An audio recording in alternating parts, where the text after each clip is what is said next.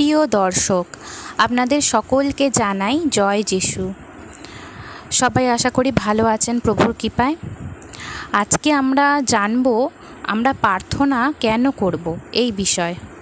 আমরা তো সবাই প্রতিদিন প্রার্থনা করি, আবার অনেকেই আছি যে যারা এখনও প্রার্থনা কী জিনিসটা জানেন না। তা আমরা কেন প্রার্থনা করি, কী জন্যে প্রার্থনা করি, প্রার্থনা করার উপকারিতা কী, প্রার্থনা করলে কি হয়, এই বিষয়ে আজকে আমরা জানব।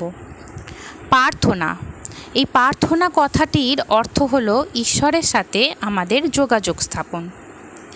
এই প্রার্থনা আমরা যে করছি এটি কোনো মুখস্থ মন্ত্র নয় যে আমরা এটি মুখস্থ করলাম আর গিয়ে ঈশ্বরের কাছে বসে একেবারে পড়ে ফেললাম যে আমি খুব সুন্দর মন্ত্র বলেছি, আমি যত ভালো মুখস্থ করে মন্ত্র বলতে পারবো ততই আমার প্রার্থনা শক্তিশালী হবে, ঈশ্বর আগে শুনবেন। এটি এরকম কোনো ব্যাপার নয়। প্রার্থনা হলো ঈশ্বরের কাছে আমাদের অনুভূতি, আমাদের মনের আকাঙ্ক্ষা, আমাদের দুঃখ, আমাদের কষ্ট, আমাদের সুখ, আমাদের সমস্ত কিছু, আমাদের ঈশ্বরের প্রতি আমাদের ভালোবাসা, যে আমরা ঈশ্বরকে কতটা ভালোবাসি, সেইটি প্রকাশ করবার একটি মাধ্যম হলো প্রার্থনা। বর্তমান যুগে, এই যে এখন বর্তমান সময়, এখন আমরা একে অন্যের সাথে কিভাবে যোগাযোগ করি? মোবাইল ফোনের মাধ্যমে।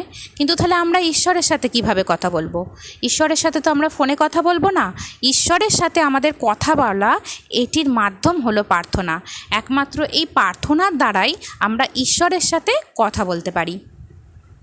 তাহলে আমাদের ঈশ্বরের সাথে যখন আমরা কথা বলবো, তখন তো আমরা চোখ বন্ধ করে আমাদেরকে হাঁটু মুড়ে শুয়ে বসে যে এইভাবেই যে কোনো নিয়ম আছে এইভাবে প্রার্থনা করতে হবে তা নয়। এই প্রার্থনা আমরা যে কোনো সময়, যে কোনোভাবে, যে কোনো পরিস্থিতিতে করতে পারি। শুধু প্রার্থনা করার জন্য ঈশ্বরের প্রতি থাকতে হবে আমাদের ভালোবাসা। বাইবেল নতুন নিয়মের থিসলনিকীয় 1:5 অধ্যায়ে 18 পদে এখানে বলা হয়েছে, প্রার্থনা করো, সর্ববিষয়ে ধন্যবাদ করো, কারণ খ্রিস্ট যিশুতে ইহাই তোমাদের উদ্দেশ্যে ঈশ্বরের ইচ্ছা। অর্থাৎ এখানে প্রভু বলেছেন আমাদের প্রার্থনা করতে, আনন্দের সাথে, সত্যতার সাথে সর্বসময় প্রার্থনা করতে, প্রভুর ধন্যবাদ দিতে। আর আমাদের থেকে ঈশ্বর এটাই প্রত্যাশা করেন, এটাই ঈশ্বরের ইচ্ছা। অর্থাৎ আমাদেরকে ঈশ্বর বলছেন নিজে সৎ থাকো এবং আনন্দ করো, কোনো দুঃখ নয়, এবং আনন্দের সঙ্গে আমার ধন্যবাদ করো, আমাকে ডাকো। আর এটাই আমি প্রভু যিশুর ইচ্ছা এটাই, যে আমরা প্রভুর প্রার্থনা করব, প্রভুকে ধন্যবাদ করব। মথি 26 অধ্যায় 41 পদ, এখানে বলা হয়েছে, জাগিয়া থাকো ও প্রার্থনা করো, যেন পরীক্ষায় না পড়ো। আত্মা ইচ্ছুক বটে, কিন্তু মাংস দুর্বল। এখানে বলা হয়েছে জেগে প্রার্থনা করাতে। খ্রিস্টীয় বিশ্বাসী হলে তাকে প্রার্থনায় থাকতে হবে।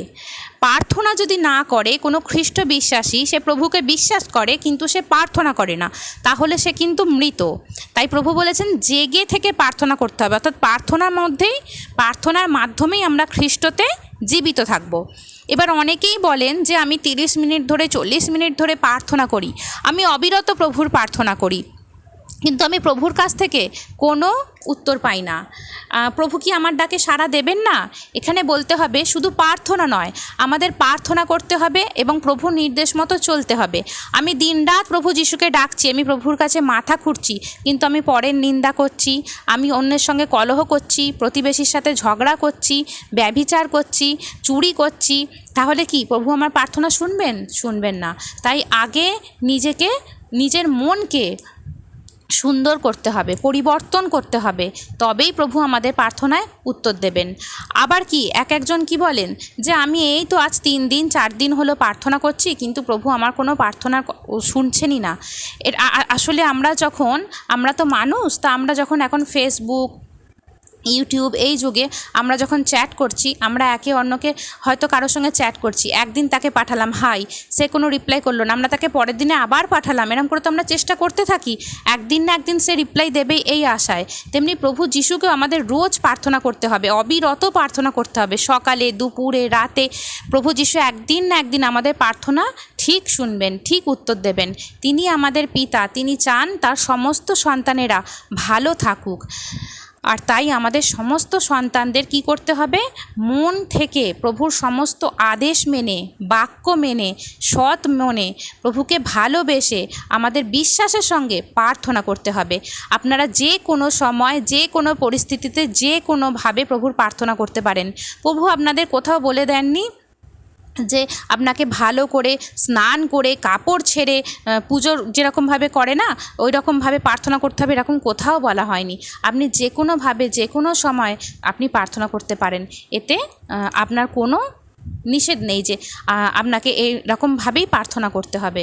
আর এই প্রার্থনা করার ফলে কি হবে, এই প্রার্থনা করার ফলে প্রভুর সাথে আপনাদের যোগাযোগের পথ প্রশস্ত হবে, আপনাদের মন শান্ত হবে, আপনি প্রভুর সাথে সরাসরি কথা বলতে পারবেন।